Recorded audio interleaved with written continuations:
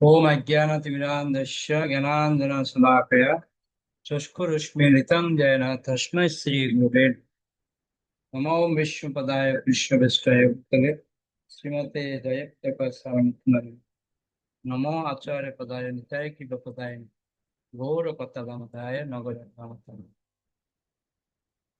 नमो विष्णुपदाय कृष्णविष्टाय भूतले श्रीमते भक्तिवेदान्त स्वामिनिति नमस्ते सरस्वती देवे गौरवाणी प्रचारिणे निर्विशेष शून्यवादी पाश्चात्य दृष्टाय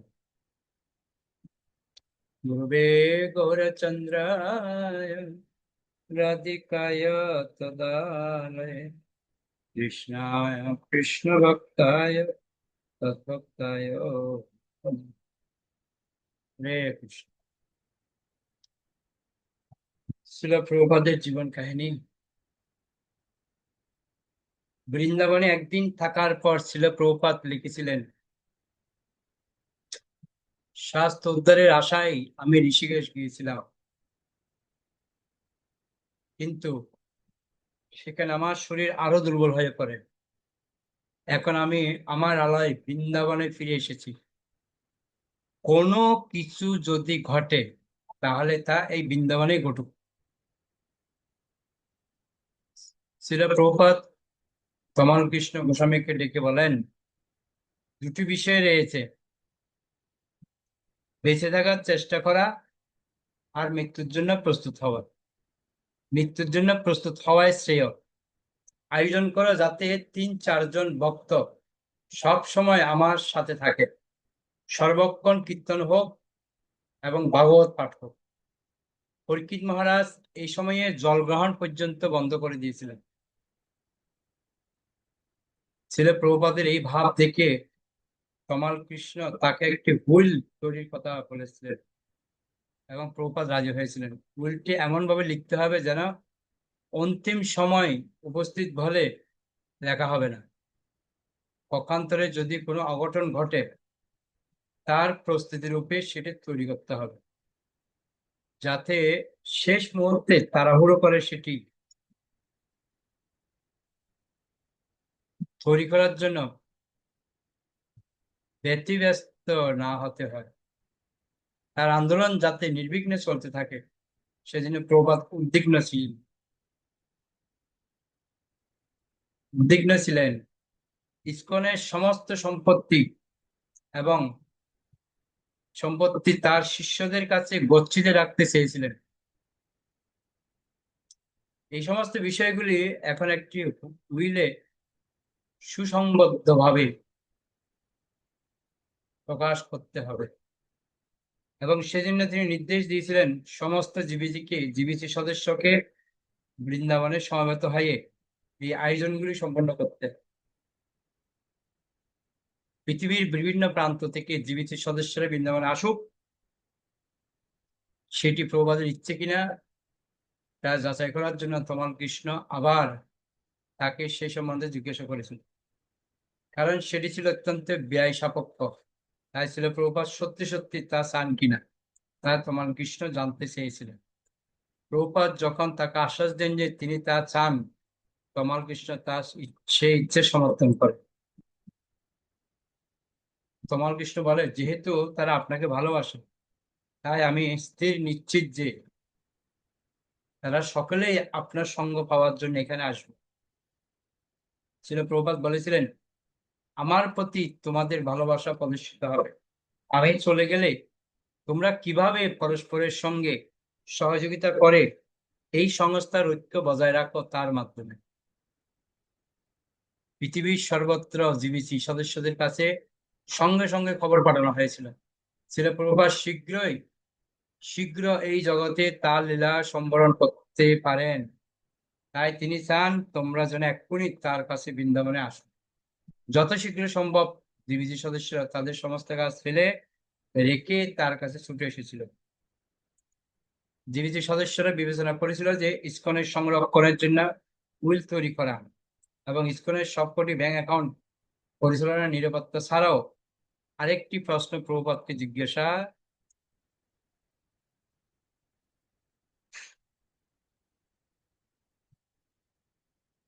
করা প্রয়োজন বলে তারা উপলব্ধি করেছিল। সেই প্রশ্নটি হচ্ছে, ভবিষ্যতে কিভাবে দীক্ষা দেওয়া হবে। এখন যদি সেই সম্বন্ধে অবগত না হওয়া যায়, তাহলে তার অপ্রকটের পর তার ফলে নানা রকমের সমস্যা সৃষ্টি হতে পারে। জীবিসিদের মনোনীত একটি দল ছিল প্রভুপাদের বিছানার পাশে এসে বসে। সৎস্বরূপ দাস গোস্বামী ছিল তাদের মুখপাত্র, কিন্তু সে অস্বস্তি এবং লজ্জা অনুভব করতে থাকে। ছিল প্রভুপাদের অপ্রকটের পর কি হবে সেই সম্বন্ধে তাকে সরাসরি প্রশ্ন করা ছিল সত্যি অত্যন্ত অস্বস্তিকর, কিন্তু তা অত্যন্ত প্রয়োজনীয় ছিল। ছিল প্রভুপাদ নিজেই জীবিত সদস্যদের বৃন্দাবনে ডেকে পাঠিয়েছিলেন ঠিক এই ধরনের দায়িত্বগুলি সম্পন্ন করার জন্য।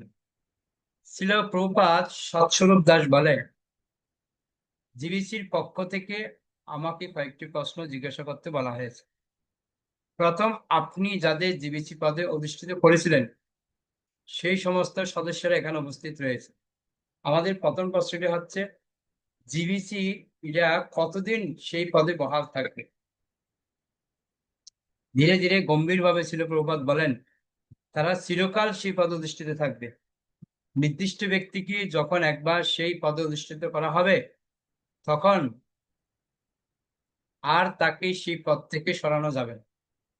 পক্ষান্তরে উপযুক্ত এবং বিচক্ষণ লোককে যোগ করা যেতে পারে।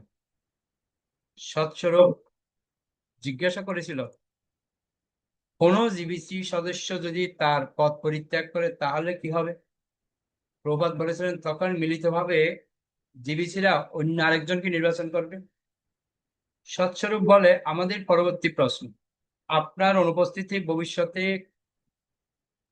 কিভাবে দীক্ষা দেওয়া হবে।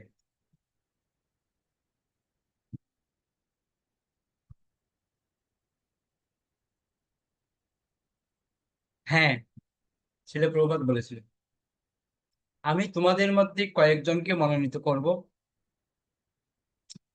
তিনি ইতিমধ্যেই তার ভক্তি বেদান্ত তাৎপর্যে বহুবার যা বর্ণনা করেছেন তা এখনো কার্যে পরিণত হতে চলেছে। তার শিষ্যরা এখন গুরু দায়িত্ব নিয়ে শিষ্য গ্রহণ করবে। বুঝা গেল। তারপরে সৎস্বরূপ বিবিধি সম্বন্ধে জিজ্ঞাসা করে, বর্তমানে আপনার অনুমোদন ব্যতীত কোনো অনুবাদের কাজ প্রকাশিত হয় না, তাই ভবিষ্যতে কি প্রকাশনার জন্য কোনো নির্দিষ্ট পন্থা অবলম্বন করা হবে যে কাজগুলি আপনি দেখতে পারবেন না। পল উত্তর দিয়েছিলেন, সেগুলি আমাদের দক্ষতার সঙ্গে বিচার করতে হবে। ভবিষ্যতে যে সংস্কৃত থেকে অনুবাদ করা হবে তা তিনি স্বীকার করেছিলেন, তবে তিনি সাবধান করে দিয়েছিলেন, কিন্তু আমার শিষ্যদের মধ্যে বিশেষ করে কেউ আছে বলে মনে হয় না যে যথাযথভাবে অনুবাদ করতে পারবে। সংস্কৃত বৈষ্ণব সাহিত্য অনুবাদ করার বিশেষ যোগ্যতা বর্ণনা করে শ্রীল প্রভুপাদ বলেছিলেন, তত্ত্বদ্রষ্টা পুরুষরাই কেবল সেই কাজ করতে পারে, তা না হলে কেবল ABCD অনুসরণ করলে হবে না। মানুষ আমার তাৎপর্য এত পছন্দ করে কেননা তার ব্যক্তিগত অভিজ্ঞতার পরিপ্রেক্ষিতে প্রদান করা হয়েছে। আত্ম উপলব্ধি না হলে তা করা যায় না। শিলা প্রভুপাদ তার উইলের খসড়া ইতিমধ্যেই তমাল কৃষ্ণ গোস্বামীকে দিয়েছিলেন। ইসকনের পরিচালনার চরম কর্তৃত্ব থাকবে জিবিসিদের। সেটি যথাযথভাবে লিপিবদ্ধ করতে হবে এবং সেই উইলটিকে আইনসঙ্গত করতে হবে। ছিল প্রভুপাদের কাছে উইলের তাৎপর্য ছিল ইসকনের প্রতিরক্ষা। যে কথা তিনি বিশ্লেষণ করেছিলেন, ভক্তের কোনো ব্যক্তিগত স্বার্থ থাকে না, সব কিছুই শ্রীকৃষ্ণের জন্য।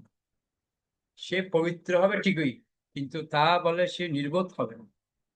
ইসকন হচ্ছে একটি বিরাট ক্রমবর্ধমান সংস্থা, যার প্রচুর সম্পত্তি এবং প্রভূত অর্থের একমাত্র উদ্দেশ্য ছিল শ্রীকৃষ্ণের প্রেমময় সভায় নিয়োগ করা। ছিল প্রভুপাদ জীবিতদের বলেছিলেন সতর্ক থাকতে। বুঝতে পারলেন। উজ্জ্বল বর্ণ পড়ুন। হরে কৃষ্ণ প্রভু, প্রণাম। এই রকম সময়ে স্পষ্টভাবে বোঝা যেত যে ছিল প্রভুপাদের সন্তানদের এখন বড় হতে এবং প্রভুপাদের তৈরি এই বিরাট সংস্থার পরিচালনা প্রতিরক্ষা, নেতৃত্ব এবং প্রসার করতে হবে। এটি হচ্ছে তাদের ছিল প্রভুপাদের কাছ থেকে সরাসরিভাবে শিক্ষা লাভ করার, তার ঘনিষ্ঠ সঙ্গ লাভ করার, তার সঙ্গে ভগবানের নাম কীর্তন করার এবং তার বাসনা অনুসারে সর্বোত্তভাবে আত্মনিবেদন করার শেষ সুযোগ।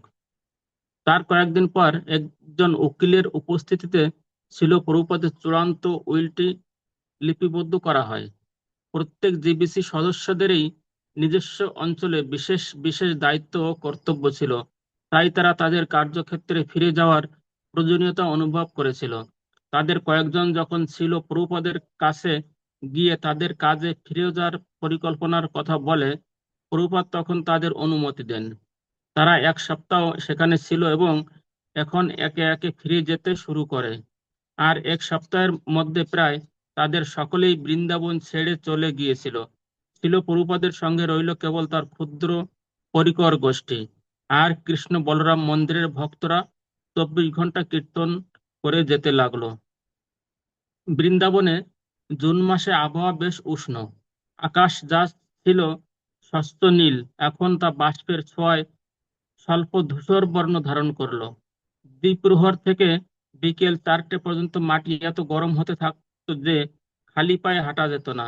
আর বৃন্দাবনের অধিবাসীরা সেই সময় ঘরের ভিতরেই থাকতো। কাজকর্ম যা করার ছিল তা উম করা হতো সকালে এবং সন্ধ্যায়। এমনকি তারা দুপুরবেলার খাওয়া পর্যন্ত বন্ধ করে দিয়েছিল, কেননা সেই সময় প্রচন্ড গরমে ক্ষুধা পর্যন্ত মরে যেত। এই সময় যমুনা ক্ষীণ রূপ ধারণ করে প্রতিবাহিত হয়, আর তার উম, জলে থাকে উষ্ণ। গরুগুলি ঘাস এবং খাদ্যের অভাবে রুগ্ন হয়ে যায়। শুষ্ক বায়ু ধুলার ঝড় তোলে। মশা এবং মাছি শুষ্ক বায়ুর প্রভাবে মরে যায়। গ্রীষ্মের একটি মনোরম দিক হচ্ছে বেল ফুলের গন্ধ, যা শুষ্ক তাপ উপেক্ষা করে ছিল প্রভুপাদের বাগানের দেওয়াল জুড়ে তার আধিপত্য বিস্তার করেছিল। জুন মাসের প্রথম দিন ছিল প্রভুপাদ একটু সুস্থ বোধ করেছিলেন। তিনি প্রাতঃভ্রমণে বেরোতে শুরু করেছিলেন এবং একদিন গাড়িতে ওঠার সময় তিনি বলেছিলেন, অচিরেই আমি নিজে নিজে গাড়ি থেকে নেমে হাঁটতে পারবো।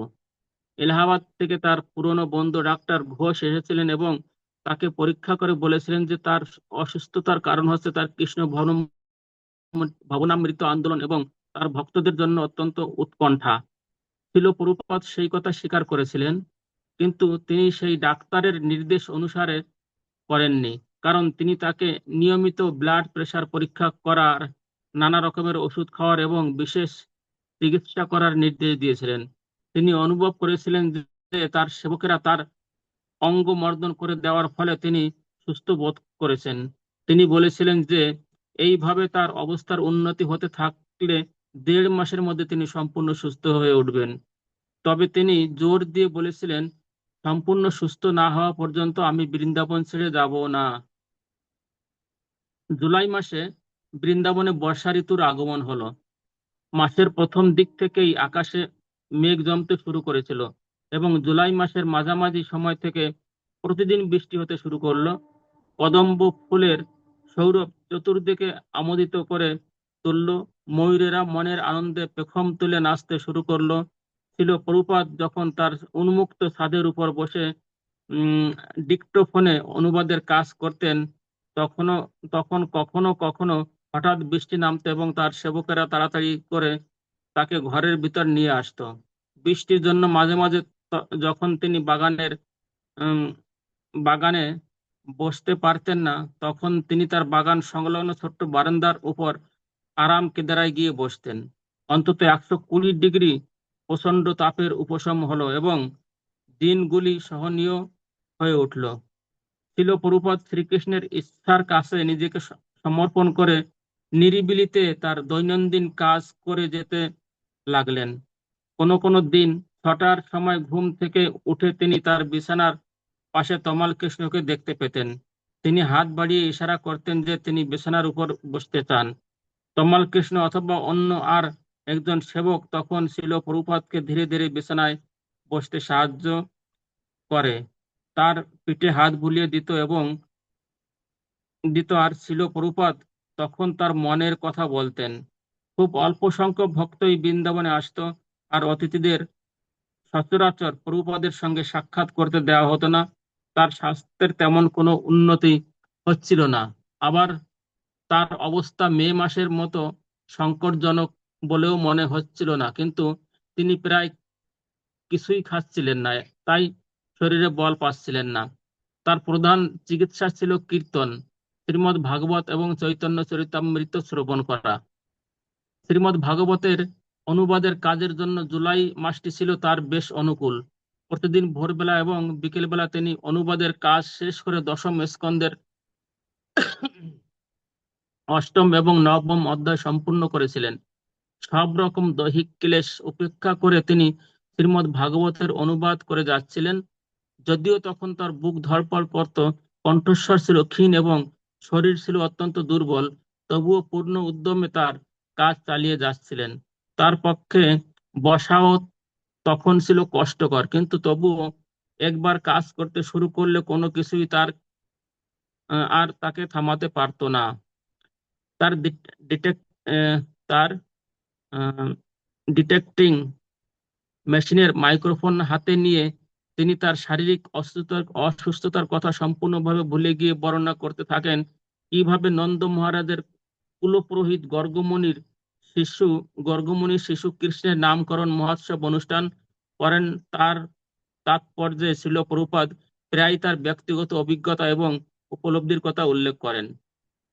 কখনো ভোর হওয়ার আগে তার আবাসের দোতলায় বারান্দায় বসে এবং কখনো রৌদ্রোজ্জ্বল দ্বিপ্রহরে ঘরে বসে ছিল প্রভুপাদ। ঠিক রূপ গোস্বামী, সনাতন গোস্বামী, কৃষ্ণদাস কবিরাজ প্রমুখ তার পূর্বতন আচার্যদের মতো অন্তহীন বৈদিক জ্ঞান আগামী দিনের পৃথিবীর মানুষদের জন্য দান করে যেতে লাগলেন।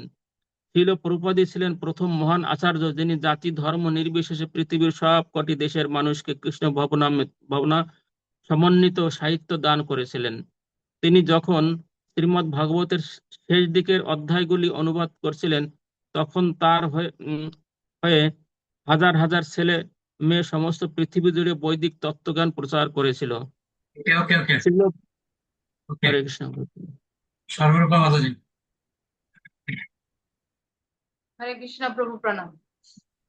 শিল প্রভুপাদ যে কিভাবে বৃন্দাবনের দশম স্কন্ধের অনুবাদ করে চলেছেন এবং তার ভাষ্য রচনা করছেন, সেই সম্বন্ধে তার প্রতিটি শিষ্যই গভীরভাবে অবগত ছিল। তারা শ্রীকৃষ্ণের কাছে প্রার্থনা করছিল তিনি যেন আরো অনেক বছর ধরে তাদের সঙ্গে থাকেন এবং তিনি যেন শ্রীমদ্ ভাগবতের অনুবাদের কাজ সম্পূর্ণ করে যেতে পারেন, তার রচনা যাতে প্রকাশিত এবং বিতরিত হয় সেই সম্বন্ধে ছিল প্রভুপাদ খুব উদ্বিগ্ন ছিলেন। সেটি ছিল তার গুরু মহারাজের প্রতি তার সেবা। আর সারা পৃথিবী জুড়ে গ্রন্থ বিতরণ যে ক্রমান্বয়ে বৃদ্ধি পাচ্ছে সেই কথা শুনে তিনি গভীর তৃপ্তি অনুভব করতেন। উত্তর এবং পূর্ব ইউরোপের জিবিসি হরিকেশ স্বামী সংবাদ পাঠায় যে সে 13টি ভাষায় প্রচুর পরিমাণে গ্রন্থ ছাপাচ্ছে। সেই সংবাদের প্রথম দিকটি শ্রবণ করা মাত্রই শ্রীল প্রভুপাদ উল্লসিত হয়ে বলে ওঠেন, শ্রীল ভক্তি সিদ্ধান্ত সরস্বতী মহারাজ তার সমস্ত আশীর্বাদ তোমার উপর বর্ষণ করছেন। তুমি হচ্ছ শ্রীল ভক্তি সিদ্ধান্ত ঠাকুরের সবচাইতে উপযুক্ত পুত্র, তোমার এই কাজ চালিয়ে যাও। ছিল প্রভুপাদ ভারতের জিবিসি সেক্রেটারি গোপাল কৃষ্ণকে চাপ দিতে থাকেন আরো দ্রুত গতিতে এবং অধিক সংখ্যায় হিন্দি বই চাপাতে। গোপাল কৃষ্ণ যখনই কোনো নতুন প্রকাশিত বই না নিয়ে তার সঙ্গে সাক্ষাৎ করতে এসেছে, তখনই তিনি বই চাপাতে তার মন্ত্রতার জন্য তাকে তিরস্কার করেছেন। তাই গোপাল কৃষ্ণ কোনো বই চাপা হলেই কেবল সেটি নিয়ে ছিল প্রভুপাদের সঙ্গে সাক্ষাৎ করতে আসে। জুলাই মাসের মাঝামাঝি সময় গোপাল কৃষ্ণ যখন হিন্দি ভাষায় শ্রীমদ্ ভাগবতের প্রথম স্কন্ধের দ্বিতীয় খণ্ডটি নিয়ে আসে, তখন ছিল প্রভুপাদ আনন্দের সঙ্গে তা গ্রহণ করে বলেন, কোনো বই চাপা না হলে গোপাল আর আজকাল আমার কাছে আসে না, কেননা আমি তাকে তিরস্কার করি। বই কোথায়, বই কোথায়? জুলাই মাসের শেষ দিকে ছিল প্রভুপাদ স্বাস্থ্য আবার খারাপ হতে শুরু করে এবং তিনি বলেন যে কোনো মুহূর্তে অন্তিম সময় ঘনিয়ে আসতে পারে। কমল কৃষ্ণ গত 6 মাস ধরে ছিল প্রভুপাদের পার্সোনাল সেক্রেটারি রূপে কাজ করছিল। শুধু তাই নয়, সে তার চক্ষু, কর্ণ এবং মুখপাত্র হয়ে উঠেছিল, বিশেষ করে ইসকনের পরিচালনার ব্যাপারে। ছিল প্রভুপাদের ঐকান্তিক সেবক রূপে সে এক অন্য ধরনের প্রতিকারের প্রস্তাব করতে শুরু করে। তার শিষ্যদের ঐকান্তিকভাবে কৃষ্ণ ভাবনামৃত প্রচারের জন্য ছিল প্রভুপাদ তাদের প্রতি গভীর অনুরাগ অনুভব করেছিলেন। সেই সূত্রে তমাল কৃষ্ণ প্রস্তাব করে যে শ্রীল প্রভুপাদ যদি পাশ্চাত্যে যান এবং সেখানে তার শিষ্যদের সঙ্গে মিলিত হন, তাহলে তিনি নবজীবন লাভ করবেন। শ্রীল প্রভুপাদ বলেছিলেন, কিন্তু আমার যদি মৃত্যু হয় তাহলে আমি বৃন্দাবনে দেহত্যাগ করতে চাই। তমাল কৃষ্ণ উত্তর দিয়েছিল, তিনি যেন মৃত্যুর কথা চিন্তা না করেন।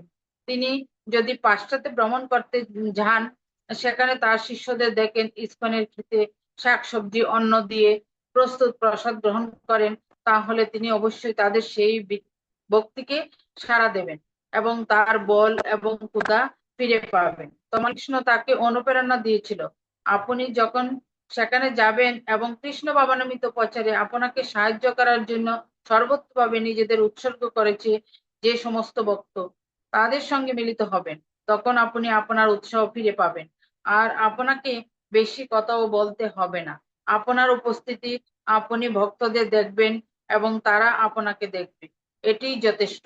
সুতরাং সেদিন সেদিক দিয়ে আপনার খুব একটা পরিশ্রম হবে না। এখন সেখানকার আবহাওয়া খুব সুন্দর। লন্ডনে আগস্ট খুব ভালো সময়। ছিল প্রভুপাদ উপেন্দ্রের দিকে তাকিয়ে বলেছিলেন, তমালের এই কথাগুলি শুনে আমি উৎসাহ বোধ করছি এবং সুস্থ বোধ করতে শুরু করছি। তমাল কৃষ্ণ বলেছিল, ছিল প্রভুপাদ, আমি জানি পাশ্চাত্যে গেলে আপনি সুস্থ হয়ে উঠবেন। ছিল প্রভুপাদ বলেছিলেন, শ্রীকৃষ্ণ তোমার এই কথাকে সার্থক করুক। পুণ্যবান হিন্দুদের কাছে জুলাই মাস হচ্ছে একটি বিশেষ সময়। বৃন্দাবনে মানুষেরা তখন অধিক সময় শাস্ত্র পাঠ ও তীর্থ পর্যটনের জীবন অতিবাহিত করে। 1977 সালে জুলাই মাসের শেষ দিকে গাছপালা, লতা, গুল্ম যখন নতুন সবুজ পাতায় নবীন রূপ ধারণ করেছিল, তখন তীর্থযাত্রীতে বৃন্দাবন ভরে উঠেছিল এবং কৃষ্ণ বলরাম মন্দিরে অসংখ্য তীর্থযাত্রীর সমাগম হতো। জলবৃষ্টি এবং কাদা সত্ত্বেও সেই সব মানুষেরা ছিল আনন্দের মূর্ত প্রকাশ। তারা বৃন্দাবনের সবচাইতে বড় মহোৎসব রাধা কৃষ্ণের ঝুলন যাত্রার প্রতীক্ষা করত। এই উৎসব অনুষ্ঠিত হয় অগস্ট মাসের মাঝামাঝি। স্থানীয় সংবাদপত্রে ছিল প্রভুপাদের দৈহিক অবস্থা সম্বন্ধে খবর প্রকাশিত হতো এবং বৃন্দাবন ও তার পার্শ্ববর্তী গ্রামগুলির মানুষ ছিল প্রভুপাদের জন্য গভীরভাবে বিচলিত হয়ে উঠেছিল। তারা উৎসব এবং ছিল প্রভুপাদের শারীরিক অবস্থা উপলক্ষ করে কৃষ্ণ বলরাম মন্দিরে আসতো। যারা সকাল 9টা নাগাদ আসতো, তারা শ্রী বিগ্রহ দর্শনরত ছিল প্রভুপাদের দর্শন পেত। ছিল প্রভুপাদের তখনও একদম ক্ষুধা ছিল না এবং গত 6 সপ্তাহ ধরে তিনি প্রায় কিছুই খাননি। তার খাওয়ার, ঘুমোবার অথবা অনুবাদের কাজ করার কোনো বাধা ধরা সময় তা তখন ছিল না। তার শারীরিক সুস্থতা কামনা করে ভক্তরা যখন শ্রীকৃষ্ণের কাছে তাদের প্রার্থনা জানাবার জন্য তার অনুমতি চাইতো, তখন তিনি তাদের একটি প্রার্থনা করতে অনুমোদন করেন।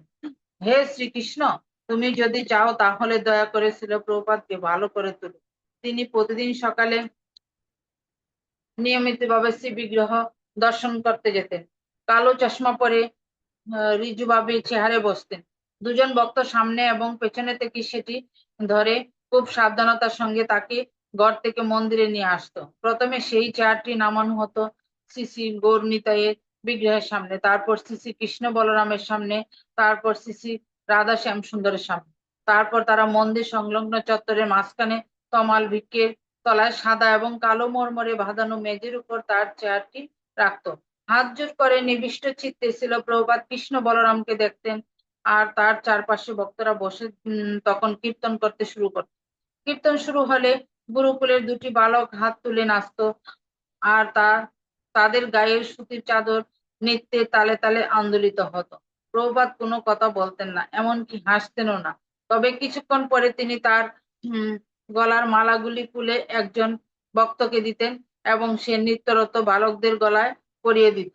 একটু পরেই আরো দুটি বালক নাচাবার জন্য এগিয়ে আসতো এবং প্রথম বালক দুটি ছিল প্রভুপাদের দেওয়া মালাগুলি তাদের গলায় পরিয়ে দিয়ে অন্য ছেলেদের সঙ্গে মাটিতে বসে পড়তো। এইভাবে 8 ঘন্টা ধরে নৃত্য এবং কীর্তন হতো।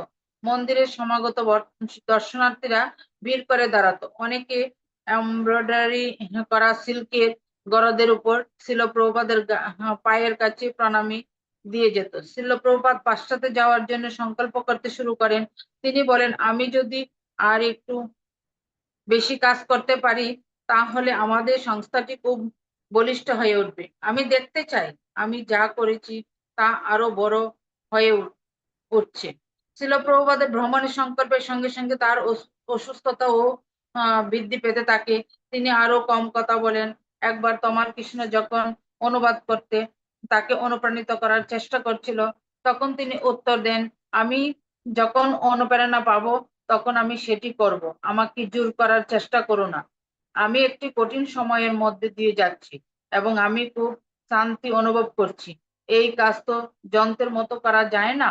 ঝুলনযাত্রা আর অধিকাংশ তীর্থযাত্রীরাই ছিল গ্রামের মানুষ। তাদের অনেকেই এসেছিল রাজস্থান থেকে। নারীদের পরনে নানা রঙে রাঙানো জমকালো কাপড় আর মোটা সোনা আহ এবং রূপোর গহনা। তারা যখন খালি পায়ে রাস্তা দিয়ে হাঁটতো তখন উপরের ধ্বনির মতো শব্দ হতো। সেই সময়ে সাধুদের সংখ্যাও বৃদ্ধি পেয়েছিল এবং ভস্মাচ্ছাদিত উজ্জ্বল তিলক ভূষিত বহু সাধুকে রাস্তায় দেখা যেত। যমুনা তখন ফুলে উঠেছিল এবং তার তীব্র স্রোতে স্নান করা অথবা সাঁতার কাটা সম্ভব হতো না। হাজার হাজার দর্শনার্থী কৃষ্ণ বলরাম মন্দিরে আসতো, যা তখন সমস্ত উত্তর ভারতের সবচাইতে জনপ্রিয় মন্দিরে পরিণত হয়েছিল। সন্ধ্যার আরতির সময় কৃষ্ণ বলরাম মন্দিরে এত ভিড় হতো যে স্থানীয় ভক্তরা মন্দির কক্ষে প্রবেশ করতে পারতো না। তারা উঠানের উপর প্রান্তে ভিড়ে টাসা দর্শনার্থী তীর্থযাত্রীদের পিছনে দাঁড়িয়ে থাকতো। কিছু গুরুকুলের ছেলে অতিথিদের কাছে হিন্দি ভগবত দর্শন পত্রিকা নিয়ে স্বাগত জানাতো। প্রতিটি ছেলেই প্রতি রাত্রে প্রায় 200-300 পত্রিকা বিক্রি করত। সেই কথা শুনে ছিল প্রভুপাদ অত্যন্ত আনন্দিত হয়েছিল। কলকাতা থেকে অবিরাম সংবাদ পাঠায় প্রভুপাদের পাসপোর্ট অবশেষে পাওয়া গেছে এবং কলকাতার আমেরিকান কনসুলেট তাকে গ্রিন কার্ড দিতে সাহায্য করবে বলে প্রতিশ্রুতি দিয়েছে। সিঁড়ি বেয়ে দ্রুত গতিতে উপরে উঠে তমাল কৃষ্ণ ছিল প্রভুপাদকে বলে, একটা খুব ভালো খবর এসেছে। ছিল প্রভুপাদ তার বিছানায় শুয়ে ছিলেন, কিন্তু তিনি যখন সেই কথাটি শুনেন তখন তিনি ধীরে ধীরে হাততালি দিতে দিতে বলেন, আমাকে ভালো খবর দিয়ে বাঁচিয়ে রাখো। তিনি লন্ডনে যাওয়ার কথা ভাবতে থাকেন।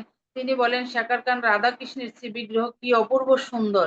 শ্রী শ্রী রাধা লন্ডনেশ্বর, তিনি এক সরল বালক। ছিল প্রভুপাদ ভক্তিবেদান্ত ম্যানরের কথা চিন্তা করেন। আমার ঘরের সামনে সেই তিন আচ্ছাদিত জমিটি কি অপূর্ব সুন্দর। আমার মনে হয় সুসময় আসছে। ছিল প্রভুপাদ যখন লন্ডনে এসে পৌঁছান তখন তার শিষ্যরা চমকে ওঠে। ওকে তারা ওকে কল্পনাও করতে পারেন। হরে কৃষ্ণ। দেখলেন সবাই প্রপাত মনোবল কাকে বলে, শিখুন মনোবল। মৃত্যুর সাথে লড়াই করছে, তারপরেও প্রচার বন্ধ করতে চাইছে না। বিদেশে যাবো, প্রচার করবো, কিরকম ভাবনা প্রপাতের। এটা আমাদেরকে অনুপ্রেরণা প্রদান করছে প্রপাতের এরকম আচরণ। ওকে, অনেক ধন্যবাদ সবাইকে। আমরা এখানে শেষ করি। বাঞ্ছা কল্পতরু বাচ্চা কৃপা সিন্ধু পতিতানাং পাবনেভ্যো বৈষ্ণবেভ্যো নমো। বিশ্ববৃন্দা কি জয়। জয় গৌর বন্দে।